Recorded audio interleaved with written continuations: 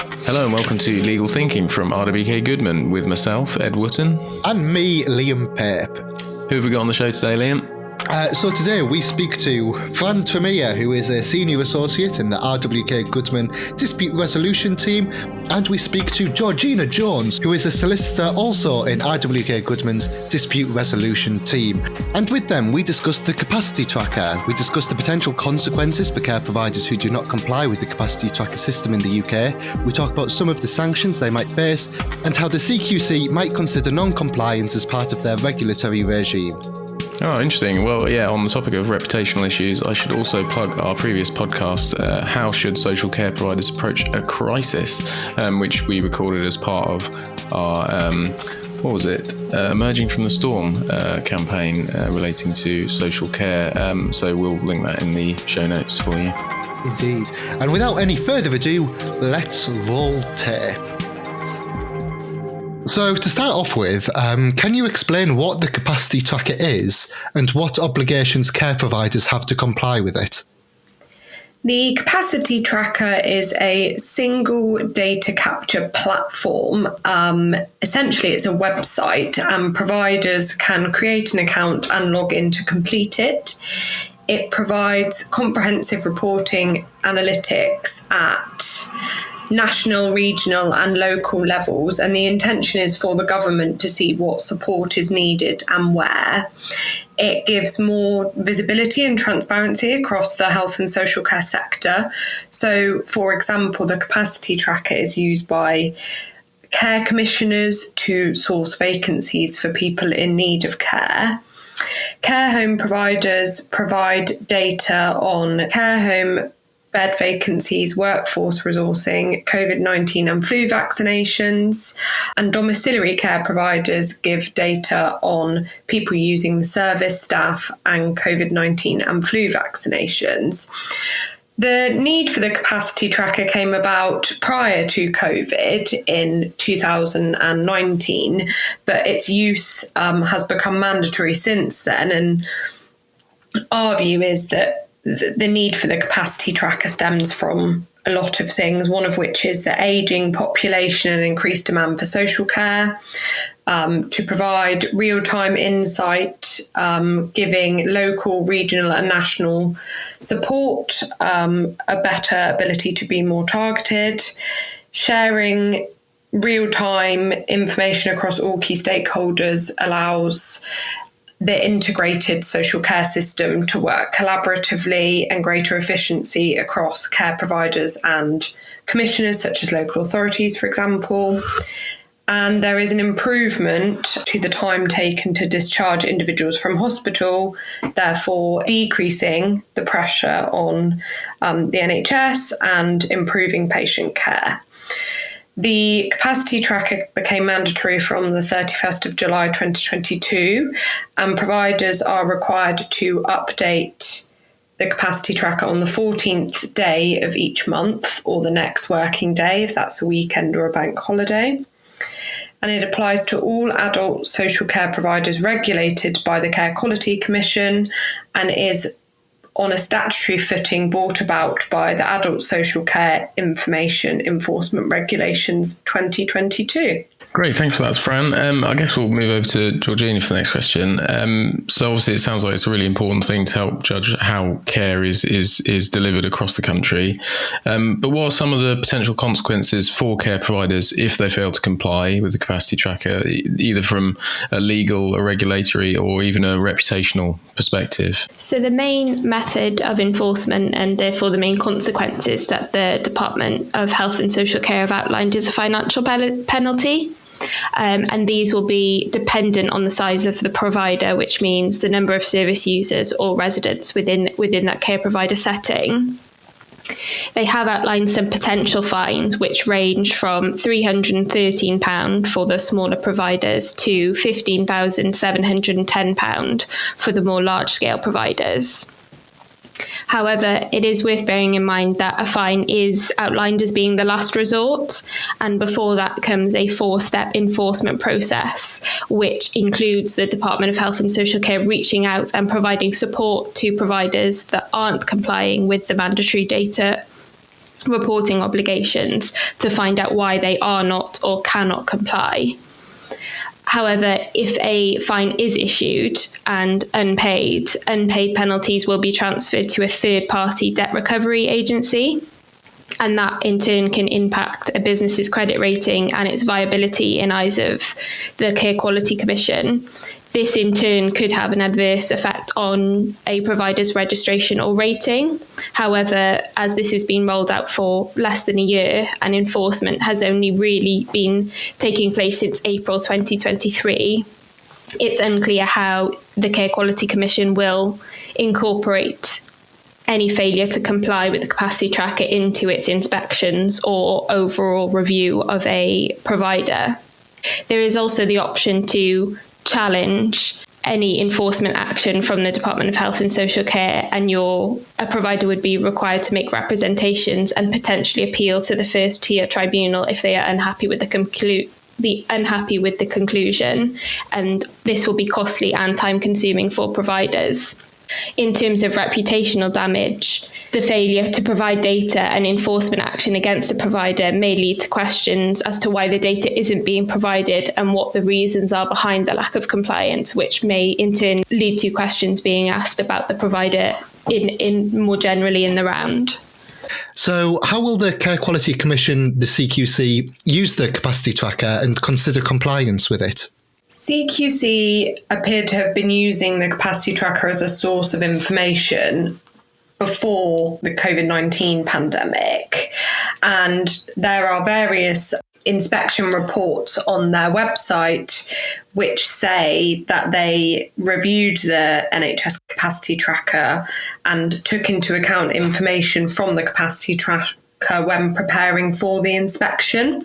So they have been looking at it since before it became mandatory, and they are still using it.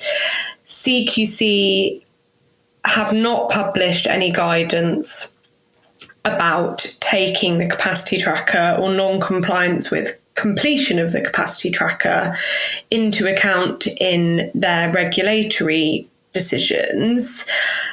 We anticipate that any non-compliance with the capacity tracker would be considered under the safe and well-led domains in the course of inspections in relation to the issues such as infection prevention and control, staffing and good governance. The CQC are currently in the process of overhauling its inspection regime and changing the way it monitors health and social care providers, and more guidance should follow, and hopefully it will become clearer how they consider non-compliance with the capacity tracker once we have more information about their new monitoring regime. Cool, thanks. And I guess when you get people who really aren't complying with it at all, they're kind of repeat offenders, as it were, that kind of thing. What legal action can be taken against a care provider for non-compliance, and what would the potential outcomes of such legal action likely be? So it said that non-compliance with the capacity tracker will mean that action can be taken if, without reasonable excuse, there is a failure to provide that mandatory data. The Department of Health and Social Care have outlined what would be considered some reasonable excuses, and these have included things like a COVID outbreak or a serious data breach that could span a couple of months. But they have explicitly said this is not an exhaustive list. However, if there is a persistent failure to comply with these obligations, then a notice of intent will be issued by the Department of Health and Social Care. Every provider will be given an opportunity to reply to this and explain why they have not complied. These reasons will be considered, and a response will then be given to the provider as to whether that notice of intent has been withdrawn, meaning their explanation was satisfactory, or they will then proceed to a financial penalty. As far as we're aware at the moment, the outcome will always be a financial penalty as the last resort, rather than any sort of civil proceedings or regulatory proceedings. However, they've also explained that where there have not been adequate attempts to engage with the support, as mentioned earlier, provided by the Department of Health and Social Care, or they've continued to not comply with the obligations without a reasonable excuse, a final notice with a financial penalty will be issued to that provider. How can care providers ensure that they are compliant with the capacity tracker, and what steps should they take to prevent non-compliance and mitigate risks? Of course, care providers can keep up to date by signing up to our blogs and articles, which we release on an ad hoc basis, keep up to date with any changes from the Department of Health and Social Care regarding the capacity tracker specifically. Providers should also allocate a person or a team of people so that there is a deputy if someone's on holiday or departs, for example, to keep on top of collating the data that needs inputting into the capacity tracker and then updating it. That could also be diarised for the 14th of every single month in managers' calendars, for example. If circumstances such as a COVID outbreak or a data or cyber attack do arise and a provider is unable to comply on even one occasion, then we recommend informing the Department of Health and Social Care as soon as possible and keeping them updated on what you're doing to manage the situation and bring yourself into compliance. Keeping records of steps taken in those scenarios will be incredibly important. And providers would also be well advised to review their data even if no changes are being made on the capacity tracker month by month. So if a care provider believes they've been unfairly penalised, so for example, they think they're mitigating circumstances or something like that, I think that may have stopped them from updating the capacity tracker, what legal remedies are available to them so that they can, seek recourse or avoid the penalties that they don't feel they deserve? So there have been some ways to challenge decisions outlined. The first is making written representations to challenge the decision, and this will usually come before a financial penalty has been issued. So there is almost a first recourse in preventing the worst happening if it did. And there is a prescribed form to do this. So I think it's been made out to be quite a simple process to outline your reasons for not complying and have that reviewed by the relevant people.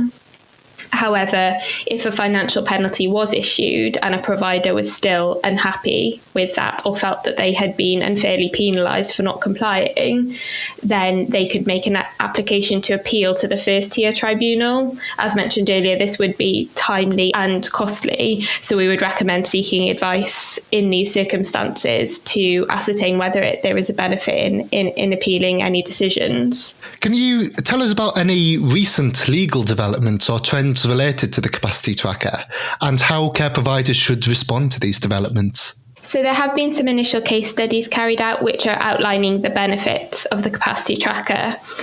These include the ability for providers to be more visible with their brokerage teams about their availability in reporting their care home bed or domiciliary care vacancies. Providers can also work more effectively with local authority teams or clinical commissioning groups, and overall it allows them to get individuals the care they need more quickly and more effectively. However, as this is only officially rolled out in July of 2022, there hasn't been any trends that we can comment on in terms of compliance or disclosure of any enforcement action statistics. However, there will undoubtedly be developments in this area, so providers should ensure that they keep up to date with any updates on the government's website, but also checking our resources for any updates that we comment on. Fran and Georgina, thank you very much for your time. Thank you for listening to Legal Thinking, and thank you to our guests for joining us on today's podcast. If you want to find out more about the topic that was discussed today, make sure to have a look in the show notes where we'll have linked everything up. And you can find all of the back episodes of Legal Thinking in your podcast provider of choice, and you can also subscribe and follow us on there too. And as always, make sure you leave us a 5-star review on a podcast provider of choice, as that helps other people find us. Thank you very much for listening, and we'll see you next time. Bye-bye.